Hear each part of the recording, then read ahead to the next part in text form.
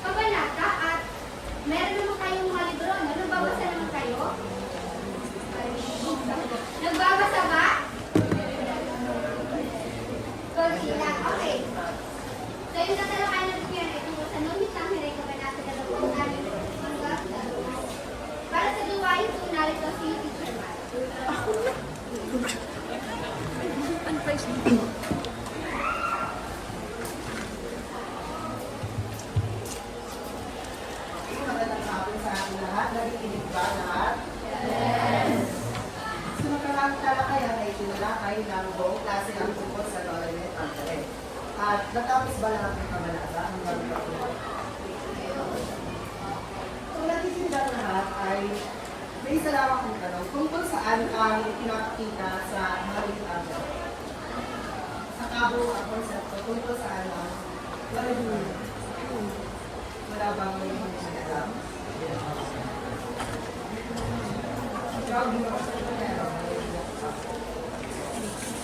Sino ang may alam? Ikaan tao ng kamay. Huwag mahiya. Ibigin yung lawas.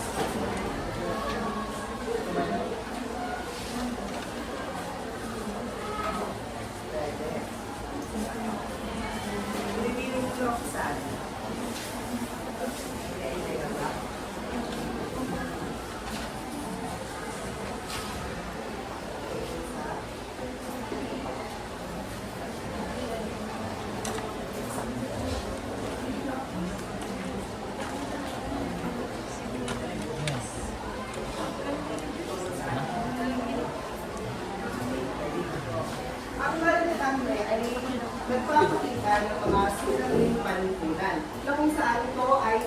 nanggana sa totoong buhay noong kapanahunan ni Rizal.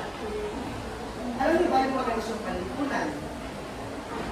Yung diskriminasyon, yung korupsyon, ng ngayon. Dahil sa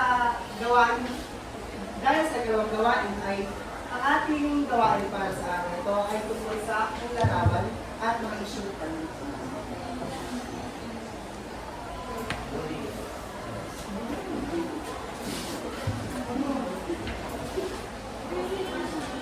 Ngayon ay magtatawag ako ng mga estudyante at huhulaan nyo kung ano nga ba ang pinapakita sa larawan at ibibigay nyo ang inyong sagot at ipapaliwanag nyo kung ano nga ba ang kaugnayan ng larawan na ito sa ating buhay at sa maraming pamilya. Taas lang ang kanyang kamay kung gusto nyo sumagot. Hindi magtataas ng kamay. At kung magbabahagi kayo ng idea, paglakasan yung boses para maintindihan at makinig yung mga mensahe, diba? Okay, ito ay si Kylie Balzares. Ano yung napapansin sa larawan? Ako na lang.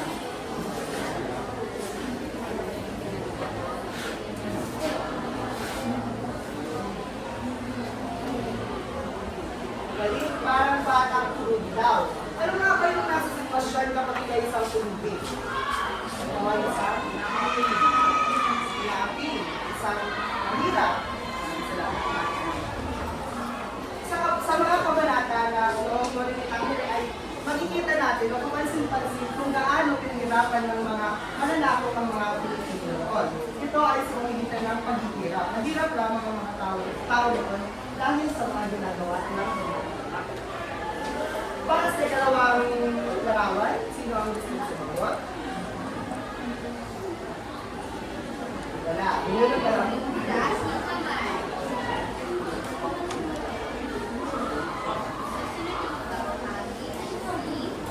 Pinakasin yung boses, Jack Rabbit.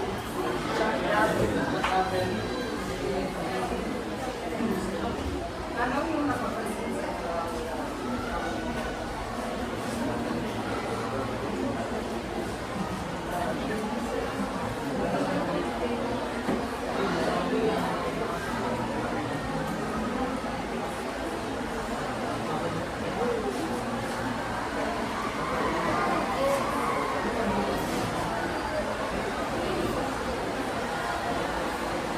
Kung walang ideya, maaari sumaulit ang text. corruption daw. Galing. So, ang pinapakita sa dalawang larawan ay tungkol sa korupsyon o sakim sa kapangyarihan. Alam lang natin sa kasalukuyan na ang pera ay kasing laki o kasing halaga na kapangyarihan. So, kaya noong unang panahon o yung nasa Talintakre ay ipinapakita doon na hindi man dahil sa pera, hindi dahil ang mga namamahala sa kapangyarihan. Para sa ilang larawan, sino ang binibigyan? Tanong yung pangalan.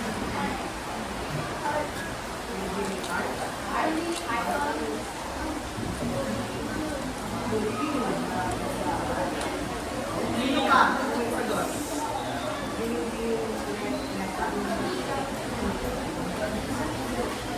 Diskriminasyon, tungka. Ang nasa ikatlong larawan ay tungkol sa diskriminasyon. Sino nga ba yung nagkakaroon ng diskriminasyon noong uling pangalan? Sa mga sinabi ko. Ang mga Indo, ang mga Pilipino, magaling. Noong panahon na yaon ay inaapi yung mga Pilipino o tinatawag na Indo sapagkat ang mga namumuno ay makapagpapagpapagpapag. Ngayon ay nadaklat tayo sa ating talakayan at nawa ay nagkaroon kayo ng sapat na halaman sa ating nagawang gawain.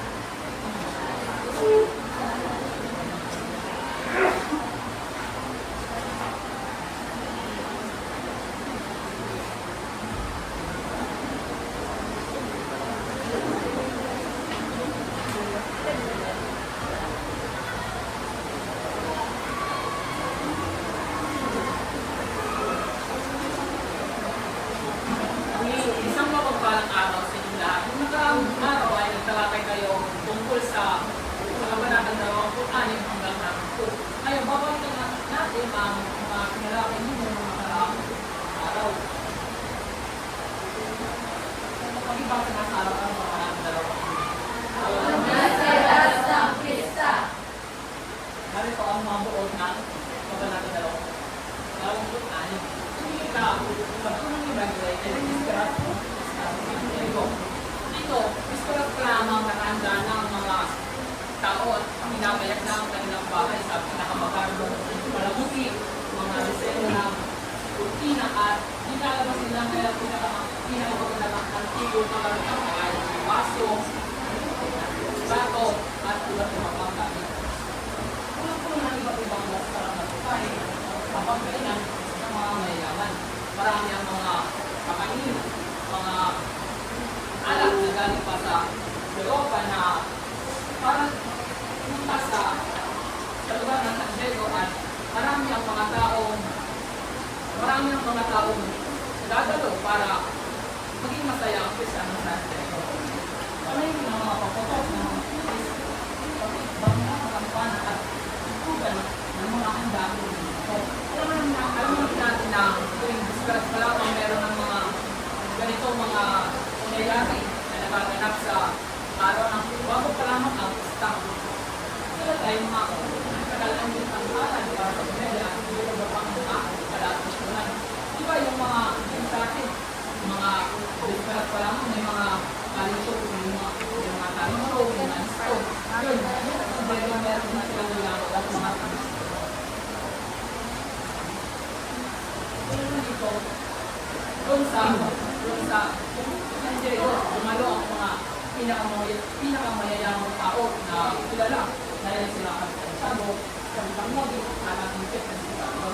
Ang iba pang mayayamang sa bayan ng San Diego ay nag-participasyon din sa kasiyahan.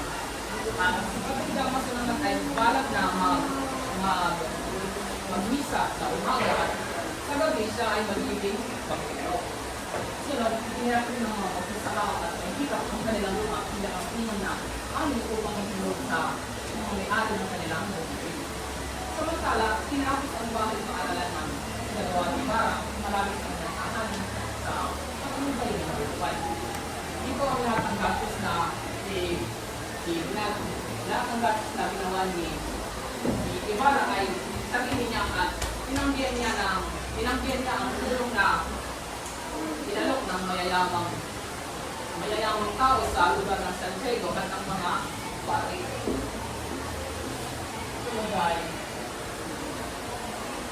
katumbas ng mga paaral sa Europa ang bahay pa lang na pinatayo ni Ibarra kung saan iwalay ng bahay sa lalaki. Merong lugar pa para sa pagkatanim ng puno at gulay patuloy din sa bodega may silbang disiplina para sa mga batang mag-aaral. Dito marami natuwa at namangha sa ginawa ni Ibarra. Ngunit sa kabilang banda, meron pa rin mga tao gusto siya. Ngunit marami siyang away at napanhin na pinatraidor siya. Narito ang mga kapulian. Gusto ni Ibarra, maluwan, Lago-Potasio, Kapitan Sabo, Padre Dato, nung sa taas pagkira. Process ko may Ibarra siya ang pamahain ng buwan na nagpapatayo ng paaralan sa San Diego. Si Noloan naman siya ang nangangasiwa sa pinapatayong paaralan ni Crisostomo Ibarra. Si Crisostomo Tasio, siya isang matanda pero matalino at siya ang nagbigay ng payo sa kay Ibarra na mag-ingat ng maraming taong umaaligin sa kanya. Pero naman si Kapitan Salo at si Kapitan Loki, sila yung mga mayayaman sa iba't ibang bayan ng San Diego. Kapamuli si Padre Damaso, siya ang balak na mag-isa sa umaga ng pista. Ang pamuli ang mga magsasaka at mahirap. Mahirap sila yung nakandong ng kanilang mga pinakamagandang ani bago pa man ang pista. Ito ang tagpuan ay sa San Diego. Narito ang mga talakritaan. Kaya, ang kahulugan ay handa. Padrino, kahulugan, sir, hitan, tulungan, pahawang mayayang sa aking talakayan ay ang aking katanungan, sino-sino ang mga tauhan sa kabanata 26. Meron pa rin ako minanda, sila mo rin ang ipagkulang isang birthday ko, Volten.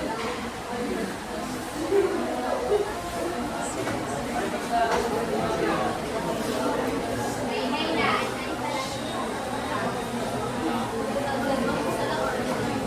Muna na to.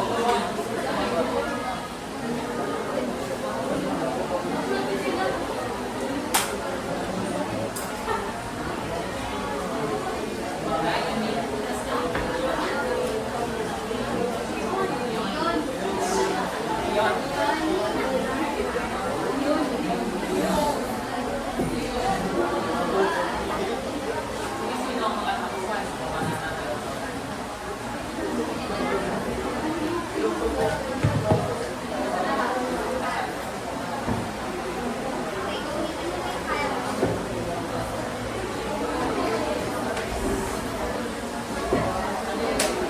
Maingay na. Yun.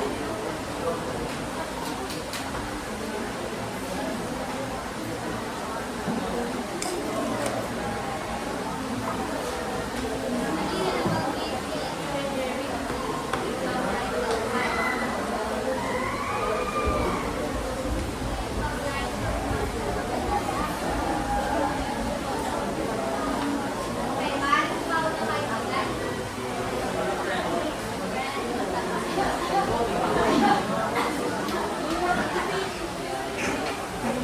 Mga tauhan na.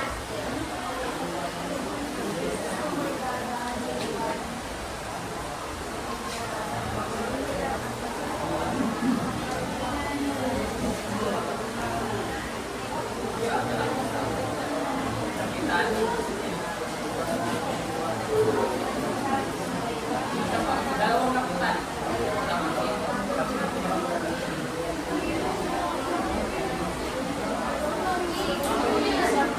Para sa ballpen.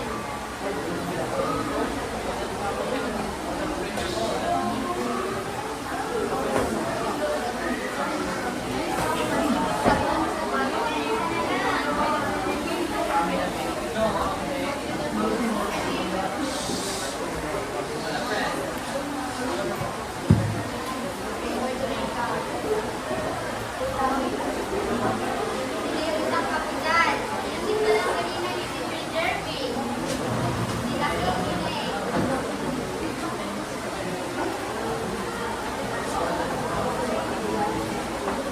Okay, pwede na yun.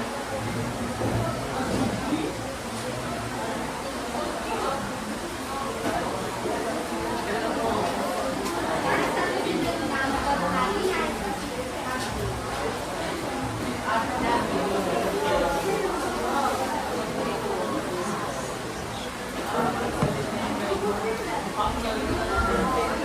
So, magandang hapon sa inyong lahat. Nakikinig po ba? Yes! Sabi kong helmet, anong sasabihin? Correct! Correct!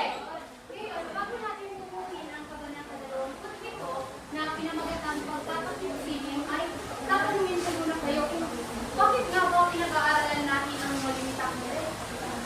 May nakakalam ba? Kung meron, itaas na mga kamay at dalawang ganun. May nakakalam ba?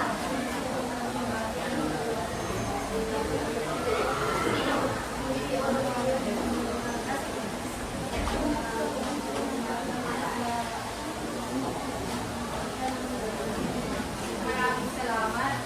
Maraming salamat. Pinag-aaralan nga natin ang Nolimitang Pere dahil ito ay bahagi ng ating kasaysayan bilang mga Pilipino.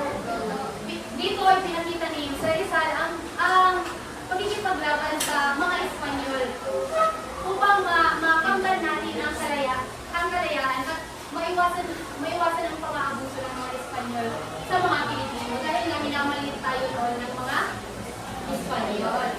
Ngayon ay tuturuin na natin ang Kabanata 25. Bago pa nga sumapit ang pista ng sa bayan ng Santiago ay nagkaroon ng maraming handa handaan sa bahay ni Kapitan Tiago. Ano kaya ang dahilan ni Kapitan Tiago? Kung bakit siya naghanda ng marangya sa kanilang bahay sa Santiago? May nakakaalam ba? Bago pa sumapit ang Vesperas ay naghanda ng marangya si Kapitan Tiago sa kanilang bahay. May nakakaalam ba kung anong dahilan? May dalawang dahilan doon. Sige, binibig.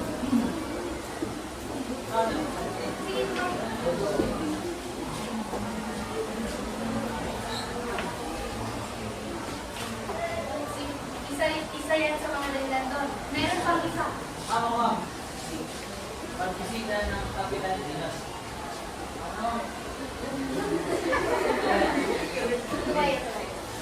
May makakatulong ba sa kanya?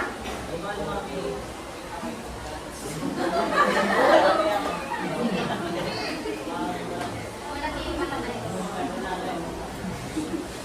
Manatili. So, ang unang dahilan ay gusto niyang higitan yung paghahanda ng mga taga-Biblia. Ano nga yung kalakita? Maaari mo bang basahin? Lahat. Maaari mo bang basahin lahat?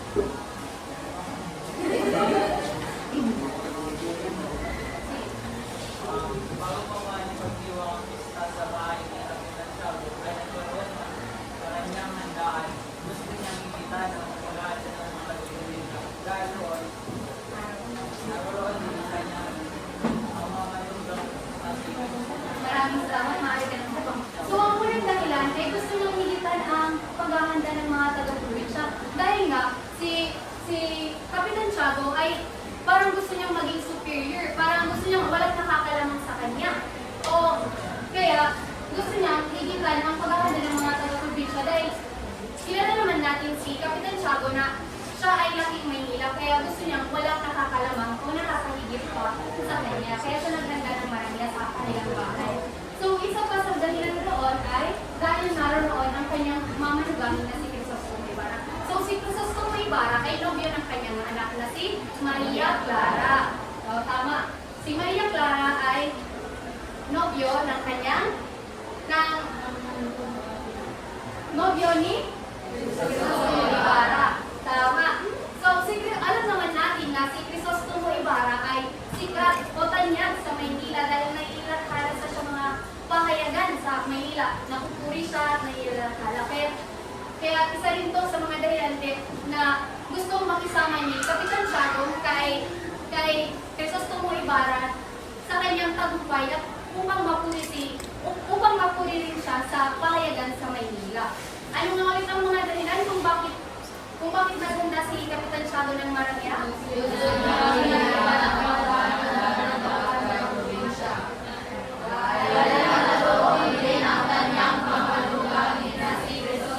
Tama. Ngayon, bago sumapit pa ang pista sa bayan ng San Diego, ay marami nang gumarating sa bahay ni Kapitan Tiago at ni Tia Isabel at ni Maria Clara. Ano kaya ang mga dumadating sa bahay ni Tia Isabel at Maria Clara? May nakakaalam ba? May nakakaalam ba?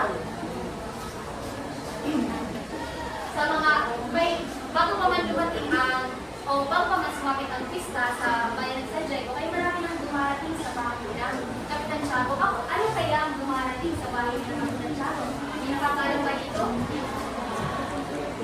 Asya po. May alam ba? Okay, kung walang sasagot, narito ang mga. Maaari mo bang basahin? Sumapit ang pesta ay marami nang dumarating sa bahay ng tinitirahan ni Maria Clara at Tia Isabel. Mga nasisindang puno ng pagkain, mga alak Europa, mga malalaking salamin, mga kwadro at piano ng dalaga. Tama, maliwanag ba kung ano ang dumarating sa bahay ni Kapitan Tiago at Maria Clara at Tia Isabel? Okay.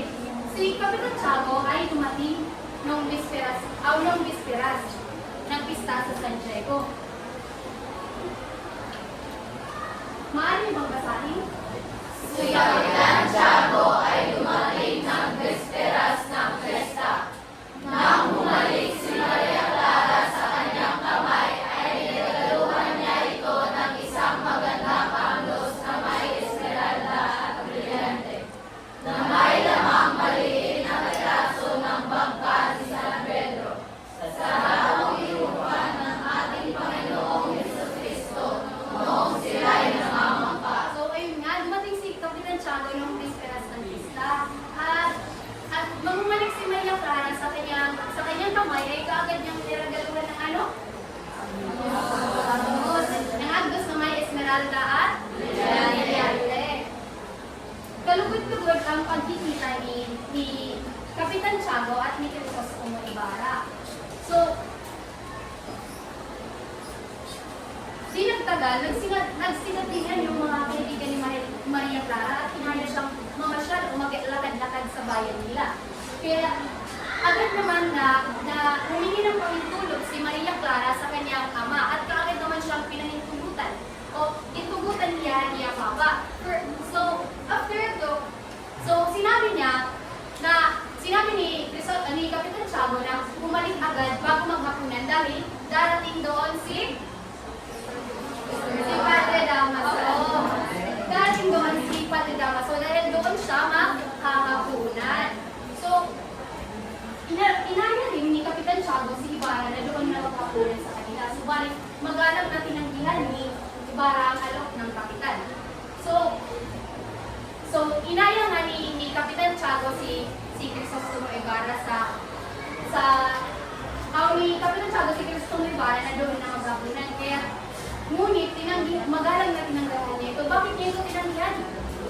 Dahil isa sa mga dahilan kung bakit namatay ang ama ni Crisostomo Ibarra ay dahilan kay Padre Damaso. Tama. Isa sa mga dahilan ay si Padre Damaso. Kaya magalang niya itong tinanggihan at sinabi, kung gugustuhin ko man, ngunit marami akong dadating na bisita sa aming bahay, kaya kinakailangan kong manatili sa aming bahay. Kaya umanaw na si Crisostomo Ibarra kasunod ng mga dalaga, kasama si Tia Isabel, si Sinang at si Iday. Patuloy silang naglakad sa kanilang bayan at napadaan sila sa bahay ng kanilang kaibigan na si Sinang at pinaya nila itong sumama sa kanila. Ano kayang naging tugon ni Sinang? Sumama ba si Sinang sa kanila? Sumama si Sinang sa kanila. Pagkarating nila sa liwasang bayan ay nakakita si Maria ng isang gula-gulanit ang gamit na kakaibang tao na ito ay tinatawag nilang tama, ito ay isang itong sabi nila. Nagtaka si Maria kung ano ba ito? Ano ba ito? Sabi nila, ito ay isang itongin. Kung ayaw niyo magsasabi.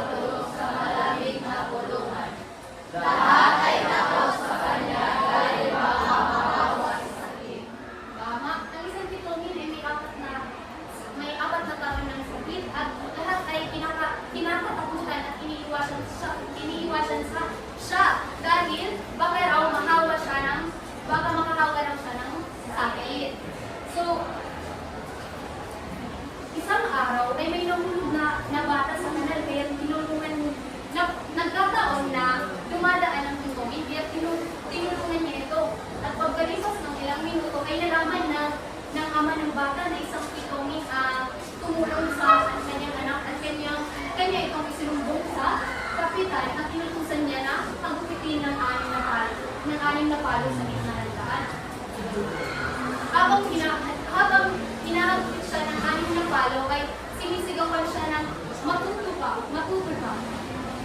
Mas mabuti na lang daw na mamatay ang bata o malunod ang bata kaysa mahawa sa sakit ng isang kitongin.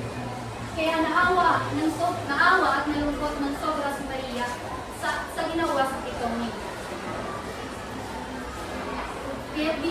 tagal, si Maria ay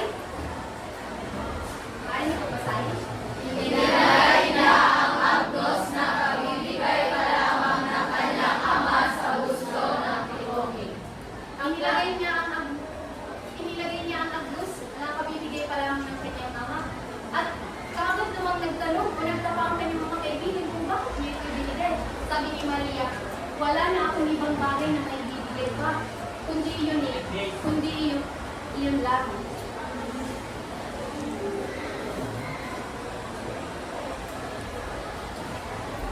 Maaari niyo bang basahin? Lumapit si Sisa at tumapit sa bisig ng pitongin at inaya niya itong magdasal.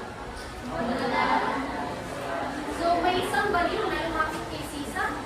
Sino kaya ang may isang baliw na lumapit sa pitongin. Sino kaya ang baliw? Sisa. Ang sabi ni Sisa ay, manalangin tayo, ngayon ay araw ng mga patay. Ilanin ninyo ang babae. Sabi niya, mga tao sa paligid na nakakita na hinahawakan ni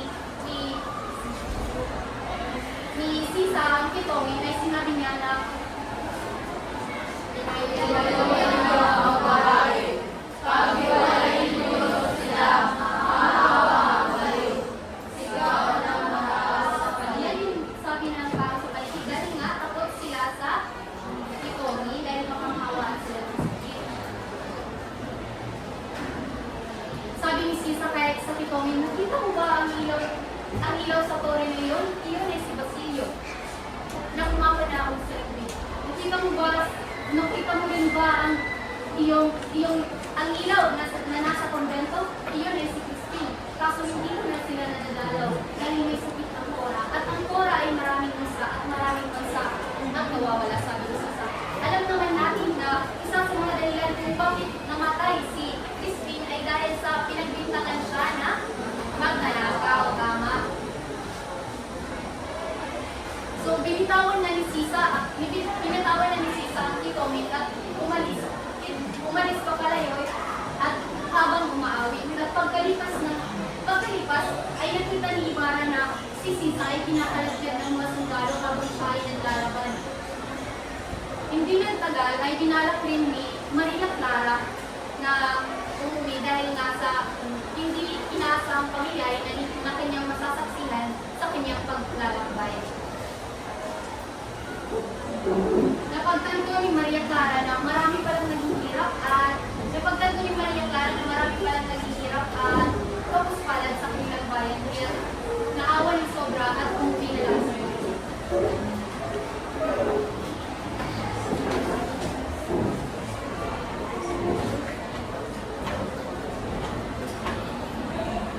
Ngayon ay tuturuin na natin ang mga tagumpay. Maaari niyo bang masabi? Kapitan Chao.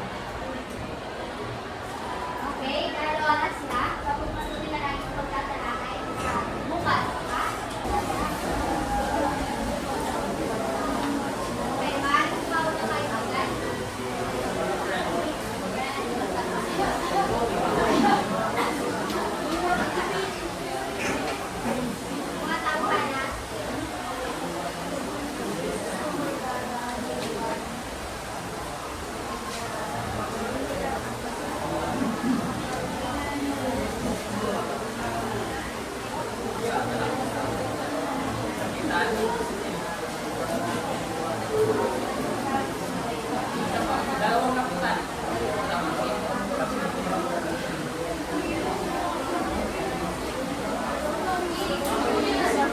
Para sa ballpen.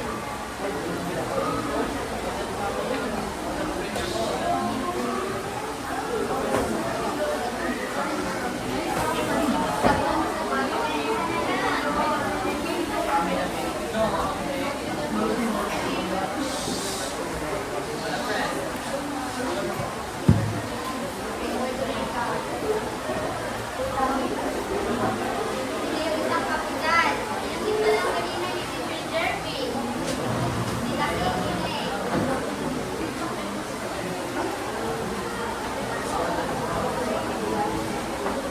Okay, pwede na yun.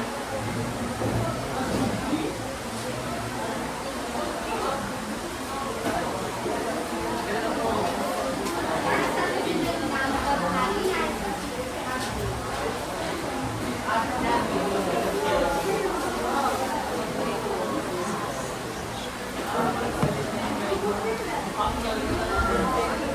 So, magandang hapon sa inyong lahat. Nakikinig po ba? Yes! Sabi kong Nepet, anong sasabihin? Correct! Correct! Ngayon, bago natin tutukin ang kabanata 27 na pinamagatang pagkakasiling ay tatanungin ko muna kayo kung bakit nga po pinag-aaralan natin ang Molimitang Mere? May nakakalam ba? Kung meron, itaas na mga kamay at may pagkakas. May nakakalam ba?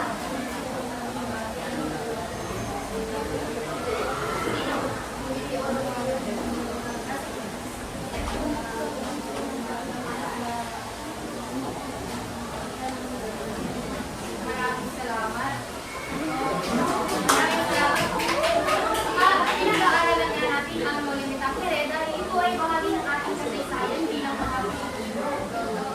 Dito ay pinakita ni Sir Rizal ang pagkikipaglaban sa mga Espanyol upang makamtan natin ang kalayaan at maiwasan ang pang-aabuso ng mga Espanyol sa mga Pilipino dahil nga minamaliit tayo noon ng mga Espanyol. Ngayon ay tuturuin na natin ang Kabanata 25. Bago pa nga sumapit ang pista ng sa bayan ng Santiago ay nagkaroon ng maraming handaan sa bahay ni Kapitan Tiago. Ano kaya ang dahilan ni Kapitan Tiago? Kung bakit siya naghanda ng maranya sa kanilang bahay sa Santiago? May nakakaalam ba? Bago pa sumapit ang Vesperas ay naghanda ng maranya si Kapitan Tiago sa kanilang bahay. May nakakaalam ba kung anong dahilan? May dalawang dahilan doon. Sige, sige.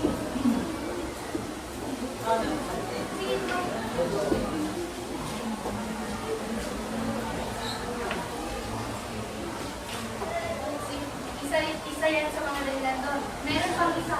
Ako nga. Pagbisita ng kapitan nila. Ano? May makakatulong ba sa kanya? Iba lumami.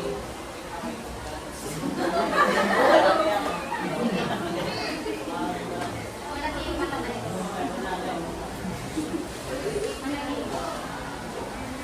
So, ang unang dahilan ay gusto niyang higitan ang paghahanda ng mga taga-probinsya. Ano nga yung taga-probinsya? Maaari mo bang basahin? Lahat. Maaari mo bang basahin lahat?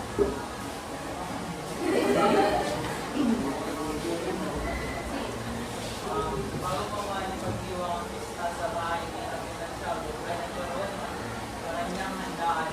Gusto niyang imbitahan ang pag-aasa ng mga taga-probinsya. Dahil roon, naroon din ang kanya ang mga lugar at Maraming salamat, maaari ka ng bukang. So, ang unang dahilan ay gusto niyang higitan ang paghahanda ng mga taga-probinsya.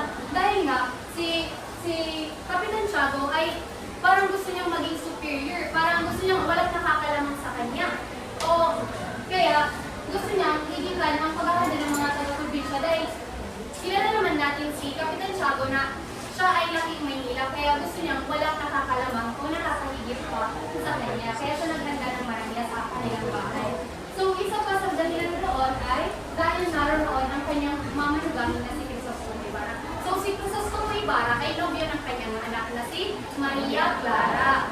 O, tama. Si Maria Clara ay nobyo ng kanyang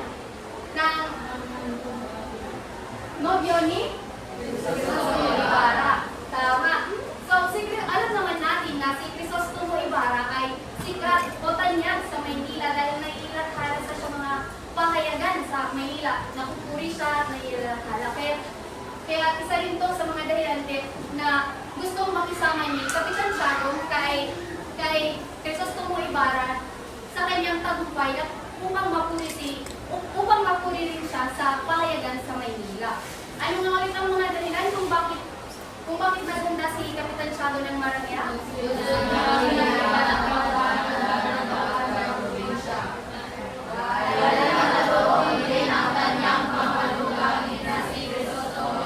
Tama. Ngayon, bago sumapit pa ang pista sa bayan ng San Diego, ay marami nang dumarating sa bahay ni Kapitan Tiago at ni Tia Isabel at ni Maria Clara. Ano kaya ang mga dumadating sa bahay ni Tia Isabel at Maria Clara? May nakakaalam ba? May nakakaalam ba? Sa mga, bago pa man dumating bago pa man sumapit ang pista sa bayan ng San Diego, ay marami nang dumarating sa bahay ng Kapitan Tiago. Ano kaya ang dumarating sa bahay ng Kapitan Tiago? May nakakaalam ba ito? May alam ko ba? Okay, kung walang sasagot, narito ang mga. Maaari mo bang basahin?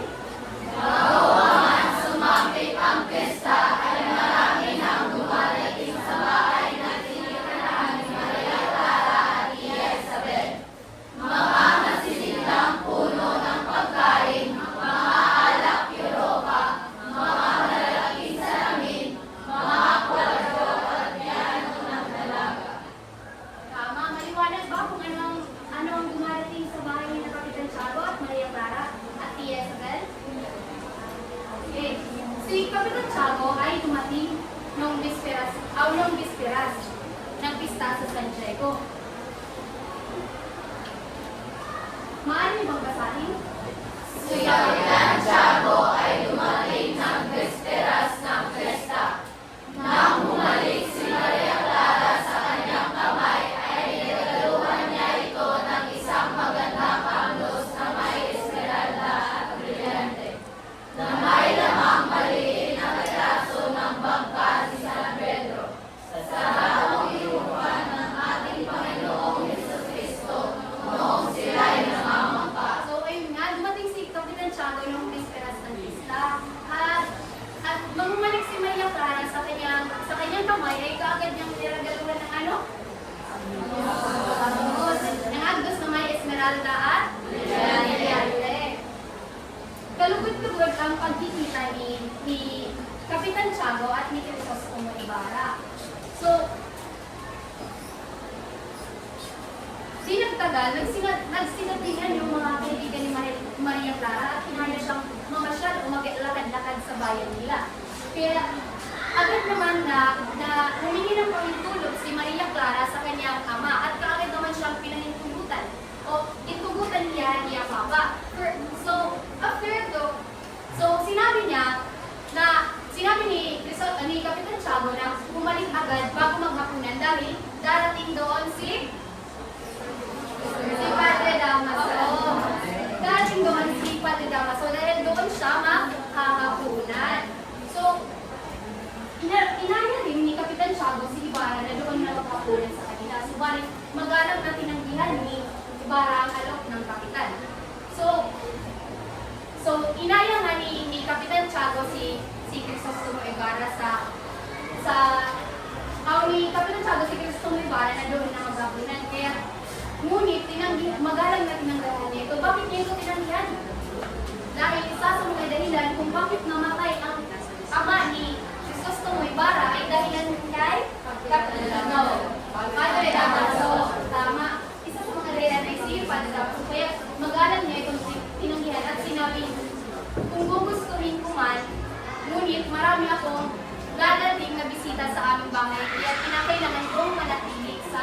aming bahay. Kaya umanaw na si Crisostomo Ibarra kasunod ng mga dalaga kasama si Tia Isabel, si Sinang at si Iday. Patuloy silang naglakad sa kanilang bayan at napadaan sila sa bahay ng kanilang kaibigan na si Sinang at pinaya nila itong sumama sa kanila. Ano kayang naging tugon ni Sinang? Sumama ba si Sinang sa kanila? Sumama si Sinang sa kanila. Pagkarating nila sa liwasang bayan ay nakakita si Maria ng isang gula-gulanit ang gamit na kakaibang tao na ito ay tinatawag nilang tama, ito ay isang itong sabi nila. Nagtaka si Maria kung ano ba ito? Ano ba ito? Sabi ni Iday, ito ay isang itongin. Maaari niyo bang nasabi?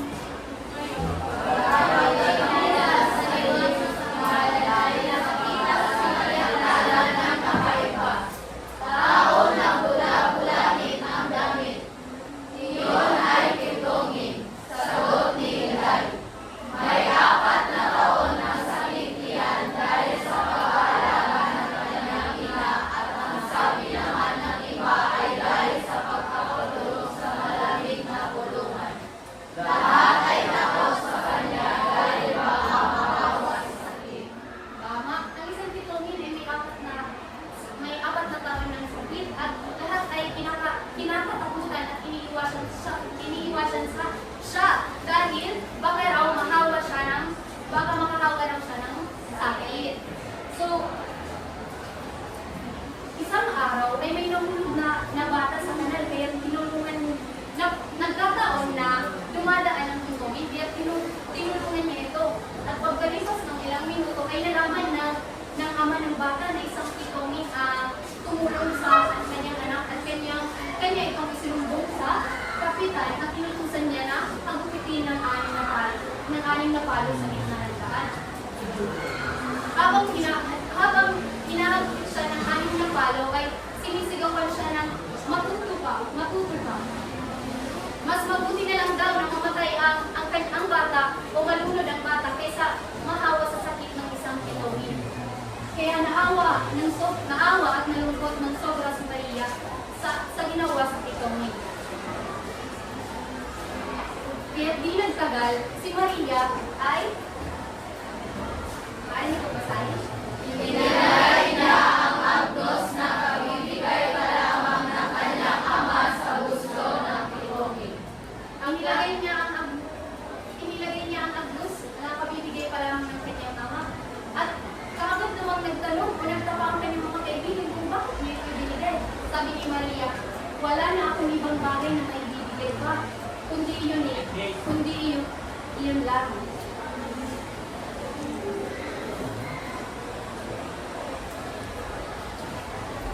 Maaari niyo bang basahin? Lumapit si Sisa at kumapit sa bisig ng pitongin at inaya niya itong magdasal. So, may isang baliw na lumapit kay Sisa.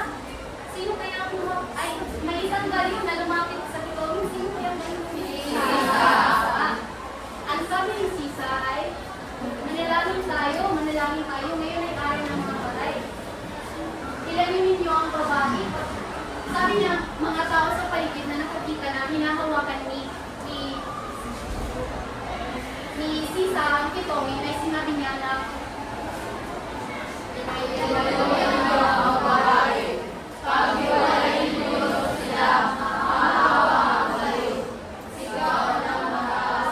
yan yung sabi ng kaso ay dahil nga takot sila sa pitongin dahil makamahawaan sila ng sakit. Sabi ni Sisa kahit sa pitongin, nakita mo ba ang ilaw sa tore na iyon? Iyon ay si Basilio. Na kumapanahon sa likod. Nakita mo rin ba ang ilaw na nasa konbento? Iyon ay si Christine. Kaso hindi ko na sila nadadalaw dahil may sakit ang Cora. At ang Cora ay maraming mansa ang nawawala, sabi ni Sisa. Alam naman natin na isa sa mga dahilan kung bakit namatay si Christine ay dahil sa pinagbintangan siya na magnanakaw, tama? Binitawan na ni Sisa ang Kitomit at umalis pa palayo at habang umaawit. At pagkalipas ay nakita ni Ibarra na si Sisa ay kinakalagyan ng mga sundalo habang siya ay naglalaban.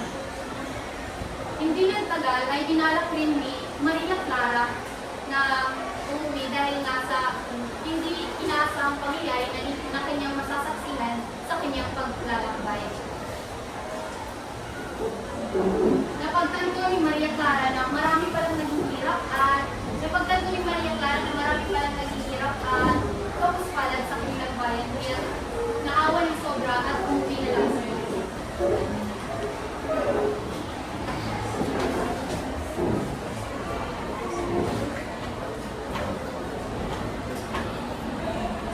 Ngayon ay tuturuin na natin ang mga tauhan. Maaari niyo bang masabi?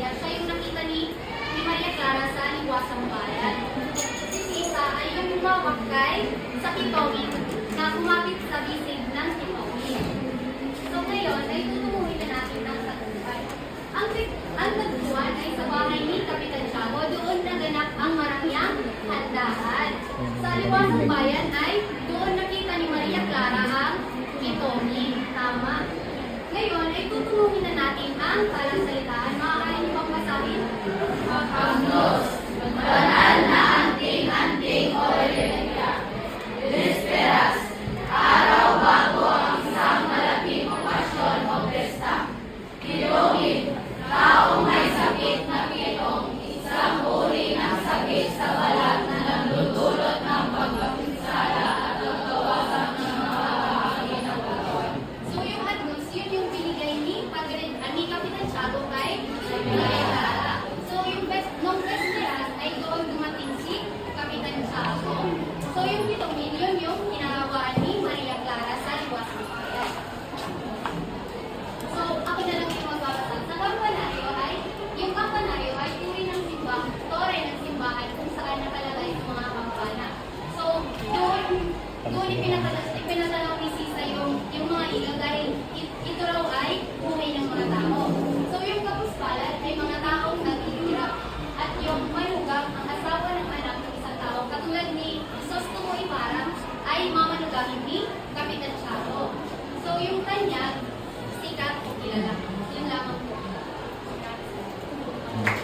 tatalakayin niya naman ni Teacher Jenny ang Kabanata 28.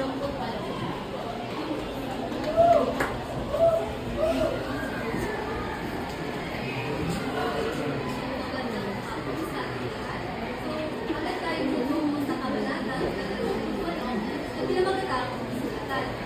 Nagsimula ang kabanatang ito sa isang usapan sa kaganapan na nangyari sa kapistahan sa bayan ng Santiago.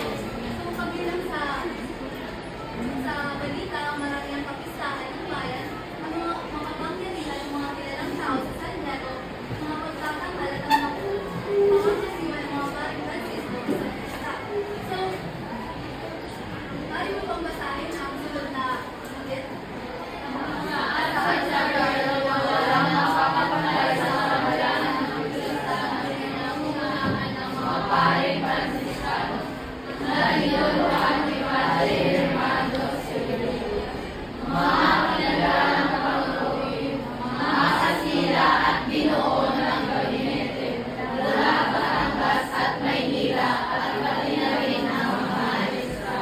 So, alam niyo ba kung ano ang tinatawag na estrado?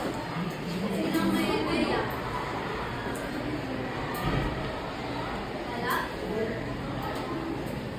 So, ang tinatawag na estrado class, ito ay tumutukoy sa isang tao may mataas na pinag-aralan, may mataas na edukasyon, na may mga kamalayan sa pagkaibalay, may kamalayan sa kanyang karapatan. Naunawaan ba? Ano nga ulit ang estrado? Tumutukoy sa isang tao, magaling. Ang sunod ay sa gitna ng pagdiriwang, ang hindi pagdala ni Cristo ay para ay naging palaisipan sa mga mamamayan ng Santiago. So, bakit nga ba hindi dumalo si Crisostomo Ibarra? So, sa pagkawala ni Crisostomo Ibarra sa isang napakulang ang okasyon ng bayan, ay naging palaisipan sa lahat. So, maraming tao sa Santiago ang nagtaka kung bakit hindi nakadalo si Crisostomo Ibarra, lalo na siya ay kilala sa kanilang bayan, di ba? At may mataas na rin siyang estado sa kanilang salipunan. So, bakit nga ba hindi nakadalo si Crisostomo Ibarra sa pagkasahan? Tama, kaya hindi nakadalo si Crisostomo Ibarra sa pagdiriwang dahil siya ay may sakit. So, sa kabila ng nagkaroon din ng sayaw, nagkaroon ng posisyon para sa Santa o Santa kung saan ang misa ay pinangunuan ni Padre Manuel Martin. So, alalahan nyo na ang nanguna sa misa ng sa piyesta ay si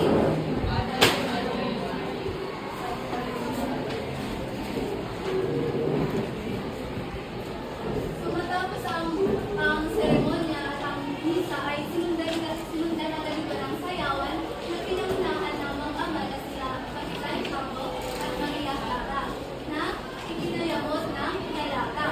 So, basahin ang sunod.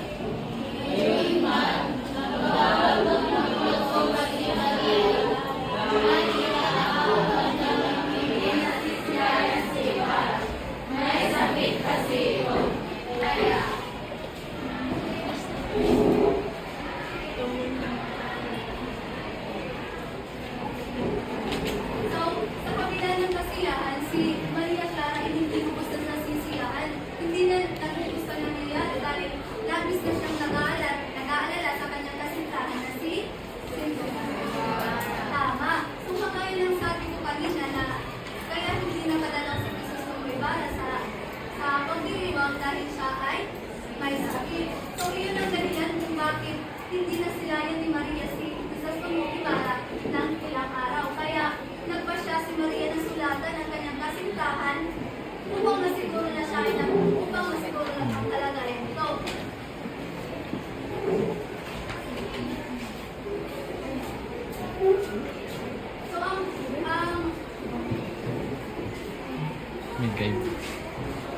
So, ang sulat ni Maria Clara ay nagsisising tulay ng ugnayan at komunikasyon ng dalawang magkasintahan. Patnubaran sa ating tauhan, basahin mo. Sumo Ibarra, Maria Clara, Andeng, Kapitan Tiago, Padre Manuel Martin, Padre Hernando Silvia. So, sa kabanata nito, si Jesus Pagnubaran, siya yung tauhan na hindi nakadalo sa pagdiriwang. At ang kasintahan ni Maria Clara. Si Maria Clara ang nagpadala ng sulat sa kanyang kasintahan na si Jesus Pagnubaran. So, si Andre, siya ang nagbigay ng sulat kay Tama. So, si Kapitan Tiago ang ama ni Maria Clara, na isa rin mayaman at may impluensya sa kanilang bayan. So, si Padre Manuel Martin, siya ang nanguna sa misa sa Fiesta. Si Padre Hernando Sibila, siya ang isang matalino at may impluensyang pare na dumalo sa kapistahan. So, ang tagpuan, pakibasa. Ang natagpuan sa kabanatang ito ay sa bayan ng San Diego. Kalasalitaan, naiatala, naibalita, mamangtutod, mamahala, ilustrado, matalino, maraming nalalaman, makakaaral, masilayan, makita,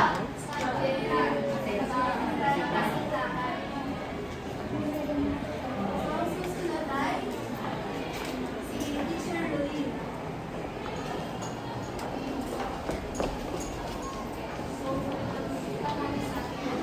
Ngayon nagkama na tayo sa kabanata ng Siya. Maaari niyo bang basahin yung pamagat ng kabanata nito? Bakit kaya natin baksa ang naging pamagat na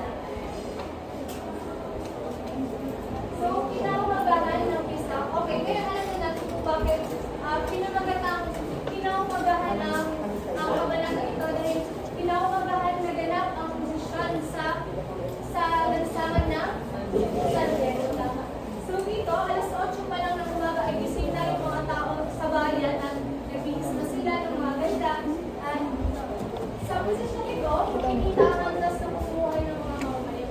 So bakit kaya nakita agad ang antas ng pamumuhay ng mga mamamayan sa oras na yun? Nasaan si Abel?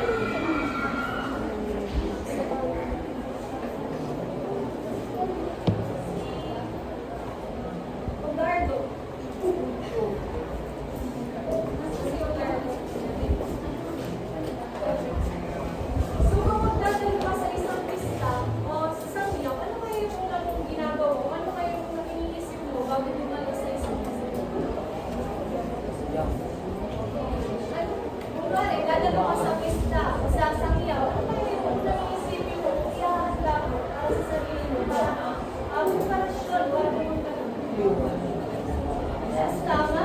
Dapat isipin natin kung ano yung maganda yung kasuotan natin o presentable tayo para kung makita tayo ng mga tao ay isipin nila na magaling to, mayaman to, dahil maayos ang ating kasuotan.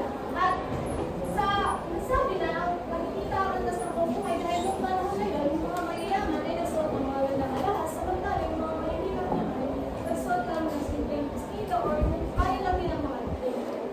So, pangalawa, mga ipasa. Seryoso po na siya lamang ang hindi nagsuot ng magandang damit. Bakit kaya si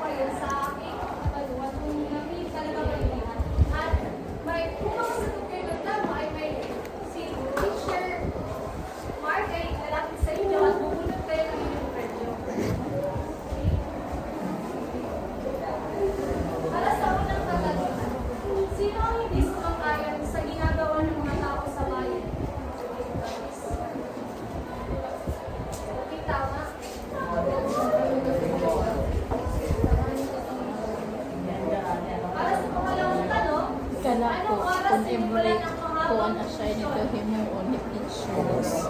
Ubus ipon do.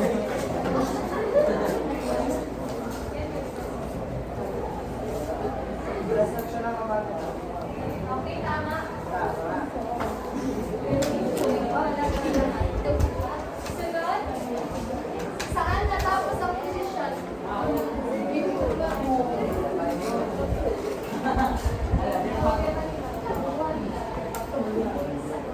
Saan natapos ang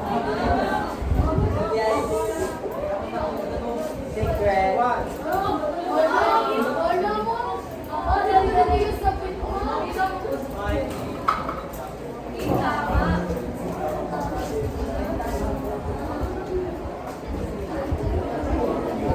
Sige, balikan natin si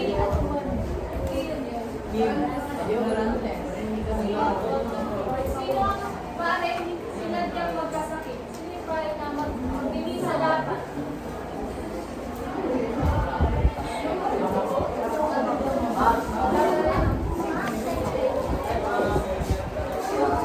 Sige, sige. Ma'am! Ma'am!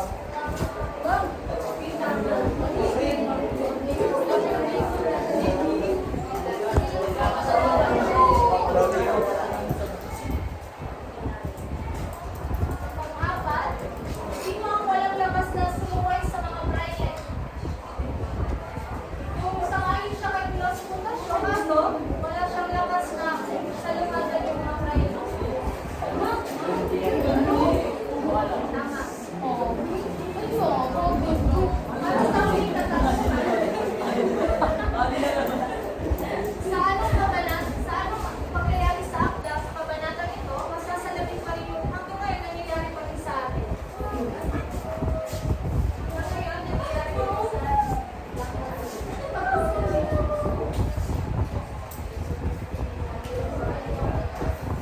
Sa anong pangyayari sa akda na hanggang ngayon tama.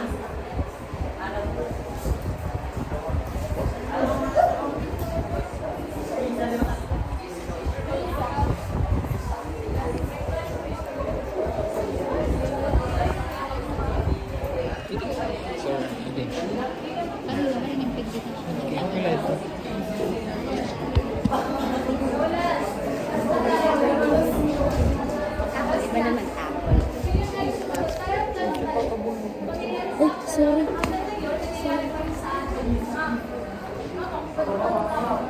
Last naman na yung demo.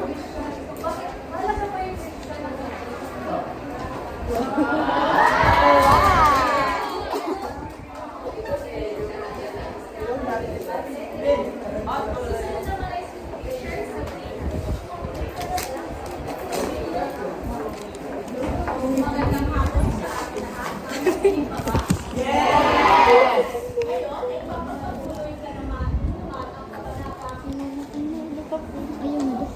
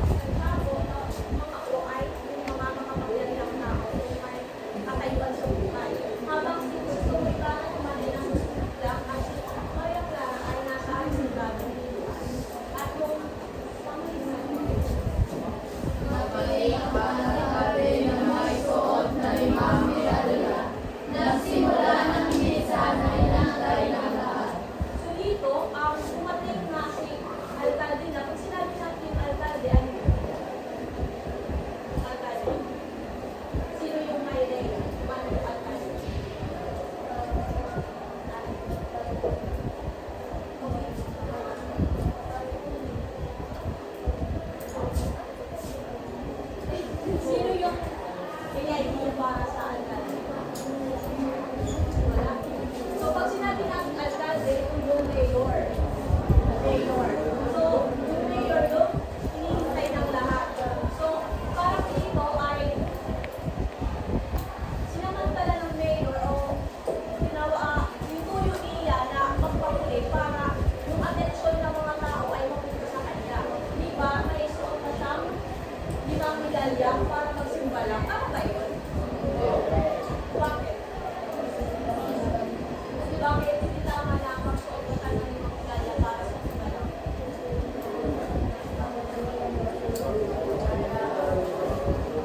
Hindi na kailangan kasi. Sino may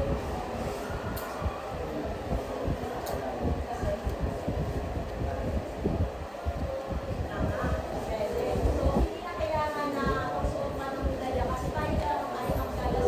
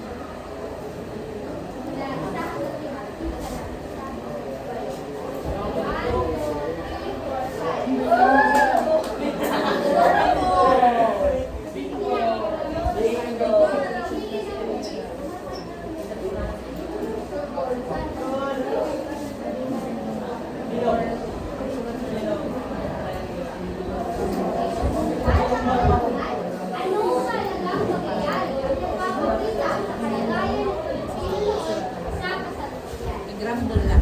Para doon Ano ang malamang sa nangyayari ang nagpapakita ng kalagayan ng Pilipino? i-grumble lang para madagdag siya kaya naman. Ito po ba natin sa sitwasyon? Kaya pag ganyan, napakagaling. Kailangan